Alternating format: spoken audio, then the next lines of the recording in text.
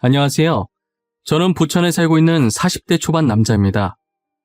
저는 오늘 평생 가슴에만 묻어둔 채 어디에도 꺼내지 못했던 이야기를 익명의 힘을 빌려서 여기에 한번 풀어보려고 합니다. 지금부터 제가 겪은 드라마 같은 이야기를 시작해 보도록 할게요. 한때 저를 웃게도 만들었다가 울게도 만들었던 한 여자가 있었는데요. 제가 그 여자를 처음 만나게 된 것은 대학생 때였어요. 저희는 서로 다른 과였지만 친구를 통해서 우연히 마주치게 되었어요. 제 친구는 저와 다르게 활발한 성격으로 친구가 정말 많았어요.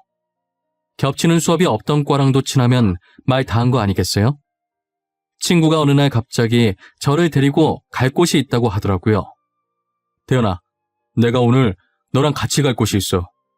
아마 너도 가면 엄청 좋아할 거야. 거기 가면 이쁜 여자들도 있다니까? 야, 여자한테 관심 없어. 도대체 어디 가는 건데? 나 낯가려서 분위기 어색하게 만들 것 같은데 그냥 너 혼자 가. 야, 그냥 인맥 넓힌다 생각하고 따라와. 친구 많이 사귀어 놓으면 좋지. 나중에 취업할 때 도움 될 수도 있다니까? 나 믿고 한 번만 가자. 어? 알겠어. 갈게. 갈 거니까 어디 가는지만 말해달라니까. 또 이상한 곳 가는 거 아니야? 그런 곳 갈 거면 나 차라리 집 갈래. 내가 언제 이상한 곳 데리고 갔다고 그러냐. 다 너를 위해서 간 거였지. 그래도 나 덕분에 학교 생활에 대해 좋은 정보 많이 얻고 갔잖아. 안 그래? 막무가내로 끌고 가는 친구와 실랑이를 하던 와중에 약속 장소에 도착했더라고요. 약속 장소는 저희 과 건물에서 꽤 많이 떨어져 있는 무용과 건물이었어요. 친구는 저를 보며 의미심장하게 웃더니 제 팔을 잡고 건물 안으로 들어가더라고요. 수업이 끝난 건지 몇 명만 강의실에 앉아 있었어요. 여자 4명과 남자 2명이 있었는데 그중에 제 친구와 잘 아는 것처럼 보이는 남자가 저희 쪽으로 손을 흔들면서 빨리 오라고 재촉하더라고요. 사태 파악이 다 되기도 전에 얼떨결에 저는 그들의 옆에 앉게 되었어요. 알고 보니 아까 저희에게 손 흔들었던 남자가 제 친구의 고등학교 친구였어요. 간간히 이렇게 모이긴 했었는데 늘 홀수여서 항상 짝이 모자랐다고 하더라고요. 그래서 친구가 짝을 맞추려고 저를 여기에 데리고 온 것이었어요. 저는 처음엔 그 자리에 아는 사람이 친구밖에 없어서 어색하고 숨이 턱턱 막혔어요. 하지만 계속 마주치다 보니 익숙해져서 그런지 자연스럽게 편해지게 되었죠. 저희는 항상 공강 시간이 겹치거나 모든 수업이 마치면 이렇게 8명이서 모여 놀았어요. 저는 원래 낯도 가리지만 말수가 워낙 없어서 있는 듯 없는 듯 조용하게 지냈어요. 그러다 그 중에서도 제일 활발했던 여자 한 명이 제게 다가와서 말을 걸더라고요. 너는 원래 말이 없는 편인 거야? 아니면 아직도 우리가 어색한 거야? 우리 알고 보면 되게 재밌는 애들인데 편하게 생각하고 장난쳐도 돼. 아니야. 너네 안 어색해. 그리고 나 지금 되게 편한 건데? 내가 원래 말이 없는 편이라서 너네 놀고 있는 거 보는 것만으로도 재밌어. 보는 것만 하지 말고 같이 놀자. 너도 우리랑 놀다 보면 재밌어서 매일 만나자고 할걸? 너 나중에 분명 후회한다. 우리랑 진작에 이렇게 놀걸 하면서 말이야. 그렇게 저는 여자의 리드하에 같이 어울려 놀기 시작했어요. 정말 여자의 말처럼 진작 이렇게 놀 걸 싶더라고요. 저는 점점 여자의 매력에 끌리기 시작했어요. 그렇다고 그녀에게 이런 제 마음을 전할 수는 없었어요. 그녀는 여자들도 반할 만한 외모의 소유자였거든요. 그녀에게 대시하는 수많은 남자를 두고 저를 만날 리 없다고 생각했어요. 저는 그런 그녀가 저와 같이 놀아주는 것만으로도 감사했습니다. 하지만 이런 만남도 새내기 시절 잠깐이었는지 다들 학점 챙긴다고 바빠서 지속적으로 만나지는 못했어요. 저는 학고 위기에 놓인 간당간당한 제 성적에 허우적거리고 있었고 그녀도 실기시험이 많아 준비하느라 시간이 없었죠. 결국 우리는 졸업할 때까지 제대로 연락할 시간도 만날 시간도 없었어요. 저는 조그만 중소기업에 취업하고 오랜만에 친구와 만나게 되었어요. 친구도 이제 막 시작하는 스타트업 회사에 취업했더라고요. 이런저런 영양가 없는 말만 하다가 새내기 시절 때 이야기가 나왔어요. 태연아, 대학교 1학년 때 기억나? 한참 무용과 애들이랑 놀러 다닐 때 말이야. 우리 그때 진짜 재밌었는데, 그치? 나는 가끔 그때로 돌아가고 싶어. 더 열심히 놀 걸 후회한다니까? 기억나지? 어떻게 잊어, 그걸? 내가 처음이자 마지막으로 제대로 놀아봤잖아. 나 원래 엄청 조용했던 거 알지? 진짜 걔네 덕분에 많이 밝아졌잖아. 걔네는 지금 뭐하고 있으려나? 간만에 애들한테 연락해봐야겠어. 우리 다시 뭉쳐서 그간 쌓였던 스트레스 다 같이 풀어야지. 안 그래? 친구가 했던 말이 빈말이 아니었던지 조만간 만나기로 했다고 톡이 왔더라고요. 그렇게 몇 년 만에 만난 저희 8명은 새내기 시절로 돌아간 기분이었어요. 다시 만나게 된 그녀는 그때보다 훨씬 더 예뻐지고 성숙해졌더라고요. 여전히 밝고 눈부신 그녀를 보자 감회가 새로웠어요. 태연아, 이게 몇 년 만이야. 우리 진짜 오랜만이다. 그치? 그동안 잘 지냈어? 요즘 뭐하고 지내? 일 다니고 있어? 또... 지연아, 숨 넘어가겠어. 진정하고 하나씩 물어봐. 나는 남들이랑 똑같이 취업 준비하면서 치열하게 지냈어. 넌 어떻게 지냈어? 난 고생 좀 했지. 무용과 나와서 교수까지 하고 싶었는데 여자 마음 갈 때라잖아. 하도 마음이 왔다 갔다 하더니 지금은 필라테스 하고 있어. 너는 그래서 취업 준비 잘했어? 취직한 거야? 취직했지. 조그만 중소기업이긴 하지만 직원들이 다 좋아. 그래서 잘 다니고 있어. 원래 회사 사람들이 좋아야 오래 다닌다잖아. 첫 직장이긴 한데 진짜 오래 다닐 것 같아. 다행이다. 와, 근데 넌 진짜 변한 게 하나도 없다. 키는 조금 더 큰 것 같네? 그거 말곤 진짜 그대로야. 멀리서 봐도 너라는 거 한 번에 알겠더라니까? 너도 그대로야. 여전히 밝고 긍정적이고, 그리고 얼굴은 그때보다 더 이뻐졌네? 뭐야, 나 원래도 이뻤어. 너네가 나를 친구 이상으로 안 보니까 그런 거지. 이래봬도 학교 다닐 때 인기 많았단 말이야. 남학생들이 나 보려고 줄을 섰다니까? 난 아니었어. 지금 시간 많이 흘렀으니 하는 말이지만 난 너 친구 이상으로 봤었어. 눈치 못 챘던 건 너지. 아마 너한테 줄 선 남학생들 중 한 명이 나였을걸? 그녀는 과거에 제가 품고 있었던 마음을 처음으로 고백하니 한동안 아무 말도 못한 채 가만히 서서 눈만 꿈뻑거리더라고요. 저는 지금이라도 고백해서 마음이 조금 후련하다고 생각했어요. 지금은 그녀에게 아무 감정이 없으니 할 수 있는 말이었거든요. 하지만 그녀는 아니었나 봐요. 모임에서 헤어진 뒤 한동안 그녀와 톡으로 안부 인사만 오갔어요. 가끔 만나서 서로 상사욕도 해주면서 위로를 해주고 힘이 되어주기도 했고요. 그러다 대뜸 그녀가 제게 고백을 하더라고요. 나도 그때 너 좋아했어. 항상 말이 없던 네가 신경 쓰이고 그래서 먼저 말 걸고 장난쳤던 거야. 그래서 지금은 전혀 나한테 마음이 없는 거야?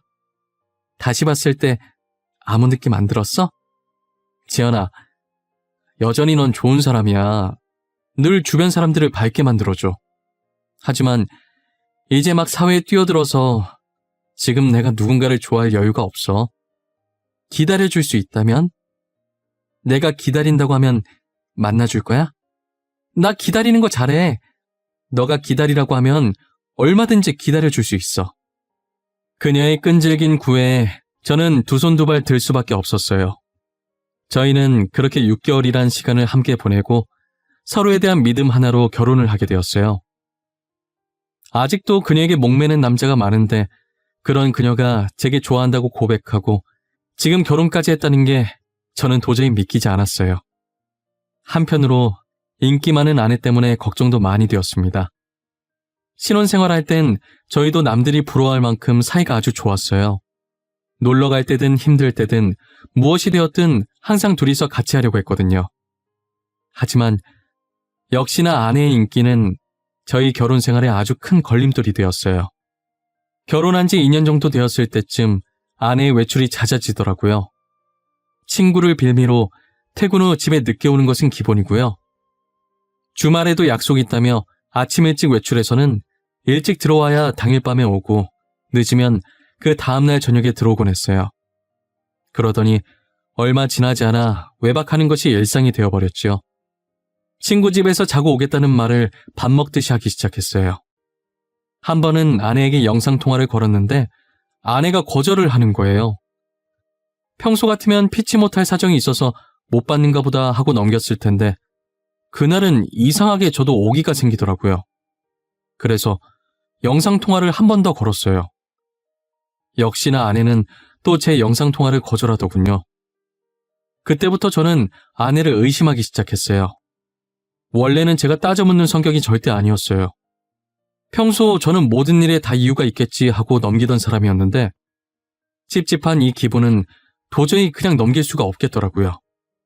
그래서 아내가 외출한다고 하면 하나하나 따지기 시작했어요. 나 미연이 집에 놀다 올게. 오늘 자고 올 거야. 그러니까 기다리지 마. 밥 다 해놨으니까 알아서 챙겨 먹고 있어. 미연 씨 집 가는 거 맞아? 나 오늘도 영상통화 걸 거야. 저번처럼 거절하지 말고 받아. 그리고 미연 씨 집에 꿀 발라놨어? 주말마다 안 가면 누가 잡아먹어? 당신 혹시 의처증 있어? 미연이랑 얘기하다 보면 전화 못 받을 수도 있잖아. 뭔 놈의 전화를 계속 받으라는 거야? 그리고 굳이 영상통화를 해야 돼? 도대체 전화 못 받을 일이 뭐가 있는데 무슨 일이길래 잠시도 전화를 못 받아? 당신 영상통화 말고 일반 통화로도 해도 잘 안 받잖아. 됐어, 그만해. 안 가. 내가 안 가면 되잖아. 그러니까 진짜 그만해. 고작 전화 가지고 예민 반응 보이는 아내를 보니 괜히 더 의심이 들더라고요. 저는 확실한 증거를 찾아야겠다고 마음먹었어요. 아내가 샤워하러 들어간 사이 아내의 폰에서 톡 알림이 뜨더라고요. 보낸 사람 이름을 보니 미연 씨더라고요. 그래서 그냥 넘어가려고 했는데 그 다음에 울린 알람을 보고 그냥 넘어갈 수 없었어요. 분명 미연 씨 이름으로 온 톡에 내용이 심상치 않았거든요. 오늘 밤 아내를 위해서 준비했다는 글을 보냈더라고요. 저는 그때 무언가 있다라는 쎄한 느낌이 들었어요. 다행히 아내 폰은 잠금이 걸려있지 않아서 손쉽게 톡방을 들어갈 수 있었어요. 미연 씨와 함께 대화를 나누던 톡방을 누르는 순간 온몸에 소름이 끼쳤어요. 알고 보니 미연이라는 사람은 아내가 저 몰래 만나온 남자였어요. 정말 치밀하게 상간남 번호를 미연이라는 여자 이름으로 저장해놓고 제가 의심할 수 없도록 만든 것인데요. 이제껏 미연이 집에 놀러간다고 했던 것도 다 이 남자 집에 놀러간 것이었어요. 아내의 이런 뻔뻔함에 정말 기가 차고 제가 지금까지 속았다는 게 어이가 없었어요. 저는 아내가 샤워하고 나오자마자 휴대폰을 들고가 따지기 시작했어요. 역시나 아내는 모르는 척 발뺌을 하더라고요. 당신, 이게 다 뭐야? 여기 있는 대화 내용들 뭐냐고. 이때까지 미연 씨라고 했던 사람 남자였어? 당신 지금 제정신이야? 당신이야말로 지금 무슨 소리를 하고 있는 거야? 미연이가 남자냐니? 당연히 여자지. 당신이 생각하는 그런 거 아니야. 그리고 남의 폰을 왜 마음대로 보고 난리야? 내가 무슨 생각하는데? 찔리는 게 있으니까 내가 그런 쪽으로 의심한다고 생각하는 거 아니야? 그럼 여기에 있는 커플 사진들은 어떻게 해명할 건데? 서로 사랑한다고 하던 대화들은? 아내는 모른다고 시침이 떼더니 전에 나눴던 대화들과 커플 사진들을 언급하니 그제서야 무릎 꿇고 빌기 시작하더라고요. 처음엔 정말 화가 나고 정말 빈손으로 집에서 내쫓고 싶었어요. 하지만 사람이 살다 보면 실수할 수도 있다고 생각해서 넘어가 주기로 했어요. 사람은 고쳐 쓰는 게 아니라더니 어르신들 말씀 틀린 거 하나 없었어요.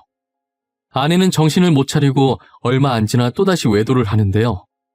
이번엔 새로운 폰을 하나 더 만들어서 여러 남자와 대화를 하더라고요. 제가 아내를 의심을 해서 아내의 물건에 손대다가 발견한 건 아니고요. 멍청한 아내가 술을 먹고 새 휴대폰을 침대 밑에 떨어뜨려 놓은 거예요. 처음엔 못 보던 폰이길래 설마 있었어요.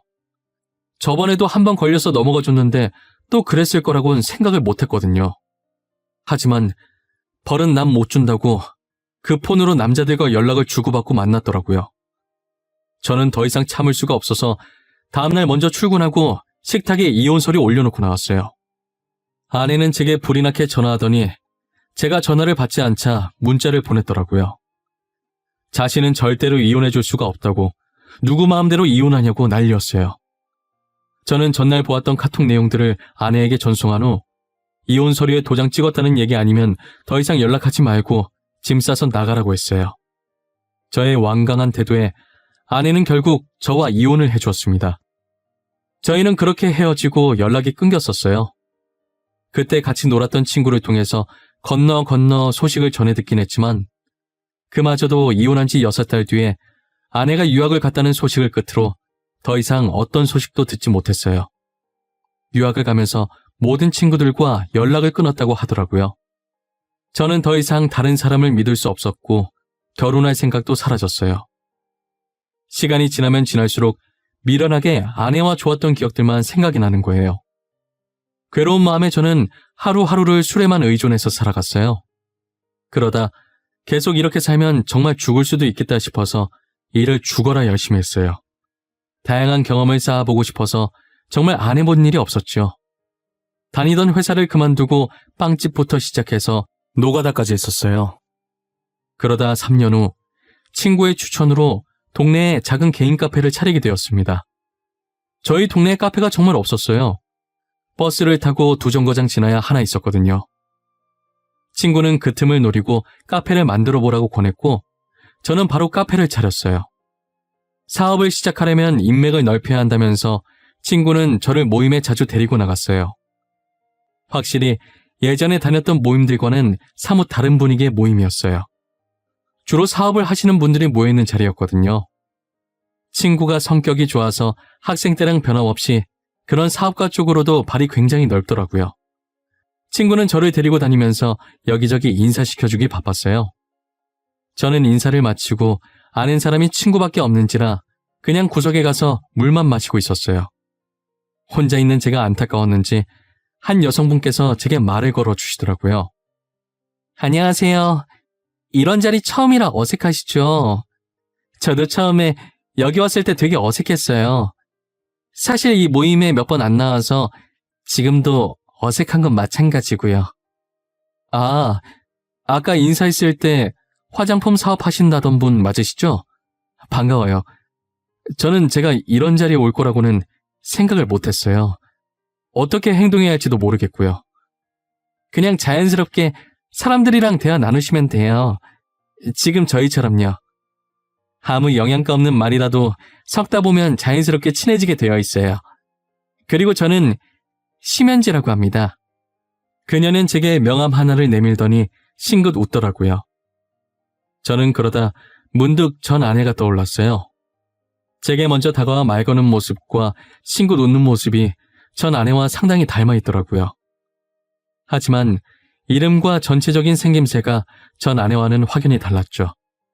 그녀는 저와 말도 잘 통하고 성격도 너무 좋아 보였어요. 카페 하신다고 들었는데 하실만 하세요? 카페도 쉬운 건 아닐 텐데. 레시피도 다 외워야 하고 직접 커피도 내리셔야 하고. 그래도 막상 하면 재밌어서 즐겁게 하고 있어요. 손님들이 웃으면서 떠드는 모습 보면 저도 덩달아 기분 좋아지고요. 다행이네요. 즐겁게 일하는 거 쉽지 않잖아요. 그런데 대현 씨, 저는 아까 명함 드렸는데 대현 씨는 저한테 뭐 없어요? 전화번호라든가. 아, 죄송해요. 제가 떠드느라 받기만 했네요. 잠시만요. 혹시나 몰라서 명함 파놓은 게 있어서 들고 왔거든요. 저희는 사업에 대한 얘기를 하다가 자연스럽게 번호를 교환하게 되었어요. 그리고 사업을 핑계로 둘이서 자주 만났고요. 결국 저는 절대 열지 못할 것 같던 마음을 그녀에게 열어주었습니다. 저는 이혼했던 사실을 고백했지만 그녀는 아랑곳하지 않았어요. 저희는 그렇게 2년 정도 만나다가 결혼을 했어요. 지금 아내와 살다 보니 전 아내가 점점 더 생각나더라고요. 보통 전에 만났던 사람과 비슷한 사람을 만난다고 하더니 그 말이 맞나 봐요. 그만큼 아내와 전 아내는 닮은 점이 많이 있었어요. 다른 점이 있다고 한다면 한결같이 저만 봐준다는 점이었죠. 그런데 제가 처음 결혼에 실패하고 하루하루를 술로 살아왔던지라 제 간에 문제가 생겼다는 걸 이제 와서 발견하게 되었어요. 의사는 당장 간 이식 수술이 필요하다고 하더라고요. 저는 아내에게 짐이 되기 싫어서 이 사실을 밝히지 않았습니다. 가족들에게만 조용히 말해서 간 검사를 받았어요. 하지만 저와 간이 맞는 사람이 단 한 명도 없었어요. 그러다 이 소식이 아내의 귀에까지 들어가게 된 것인데요. 간 기증자가 안 나오자 불안한 나머지 어머니께서 아내에게 말한 거예요. 아내는 왜 자신에게 말하지 않았냐고 저를 안고 펑펑 울더라고요. 당장 자기가 검사 받아보겠다고 하면서 집을 나가더라고요. 일주일 뒤 아내의 검사 결과가 나왔고 다행히 아내의 간이 적합하다는 판정이 났습니다. 아내는 제 손을 꼭 쥐고 연신 다행이라고 수술받을 수 있다며 울었어요. 아내의 도움으로 저는 간신히 간 이식 수술을 받을 수 있게 되었는데요. 수술 후 저는 회복 속도가 빨랐지만 반면 아내는 점점 더 상태가 안 좋아졌어요. 아내는 시름시름 마르면서 다 죽어가는 목소리로 제게 건강해져서 다행이라고 하더라고요. 그 모습을 보고 제가 얼마나 울었는지 모릅니다. 아직도 기억에 생생해요. 하지만 아내는 얼마 못 버티고 세상을 떠나고 말았어요. 사망 사유는 위암이었더라고요. 처음 아내가 위암이라는 것을 제가 수술하고 나서 회복하기 전에 어머니가 들었는데 아내는 너무 간곡히 부탁하는 바람에 제게 말을 못했다고 하더라고요. 아내는 본인이 얼마 못 살 거라는 것을 알고 제게 간을 주고 떠난 것이었어요. 그 사실을 알고 아내의 영정사진을 끌어안고 어린아이처럼 엉엉 소리내어 울었어요. 당장이라도 제게 달려와 울지 말라고 제 어깨를 토닥거리며 달래줄 것 같던 아내가 더 이상 이 세상에 없다는 게 정말 믿기지 않았어요. 아내의 유품을 정리하다가 침대에 엎드려 또다시 울기 시작했어요. 얼마나 울었을까. 울다 지친 저는 그대로 잠이 들어버렸어요. 꿈에서 아내는 저를 보며 활짝 웃고 있더라고요. 그러더니 액자를 잘 보라는 말과 함께 사라지더라고요. 잠에서 깬 저는 곧장 침대 옆 협탁에 있던 액자를 꺼내 들었고 액자에 끼워져 있던 편지 하나를 발견하게 되었습니다. 곧 자신이 죽을 것이라는 걸 예감하고 적은 아내의 마지막 편지였어요. 편지 내용엔 이 글을 볼 때쯤이면 자신은 이 세상에 없을 것이라며 그동안 제게 진 빚을 이렇게라도 갚고 떠날 수 있어서 다행이라고 적혀 있었어요. 저는 평소 아내와 사이가 좋았고 한 번도 다툰 적이 없었기 때문에 이 편지 내용이 이해가 안 갔었어요. 하지만 다음 문장을 읽고 바로 이해할 수 있었죠. 알고 보니 아내는 제 전 아내였습니다. 유학 갔다던 아내는 사실 그 기간 동안 성형을 하고 이름도 바꿨죠. 그리고 나서 다시 제 앞에 나타난 거예요. 수많은 남자들을 만났었지만 다들 자기를 어떻게 해보려는 속셈만 가득했고 껍데기만 좋아했지 자신을 진심으로 사랑해주지 않았다고 제가 늘 그리웠다고 하더라고요. 아내도 울면서 쓴 편지였는지 한 장 가득 미안함이 담긴 편지지 위로 중간중간 눈물이 한두 방울씩 떨어져 있었어요. 저는 그 편지를 보며 눈물이 멈추질 않았습니다. 그동안 아내를 정말 수도 없이 많이 원망하고 미워했지만 저 못지않게 마음고생 심했을 아내를 용서하기로 했어요. 아내가 잠든 곳을 찾아가 이제 편안하게 가라고 마지막 인사를 했어요. 저에게 있어서 여자는 아내가 처음이자 마지막 여자였어요. 지금은 몇 년째 연애도 하지 않고 홀로 카페를 운영하며 지내고 있습니다. 앞으로도 누구와 만나지 않고 이렇게 혼자서 아내 몸까지 잘 지내보려고 합니다. 제 사연은 여기까지예요. 들어주신 모든 분들께 감사합니다. 늘 행복하세요.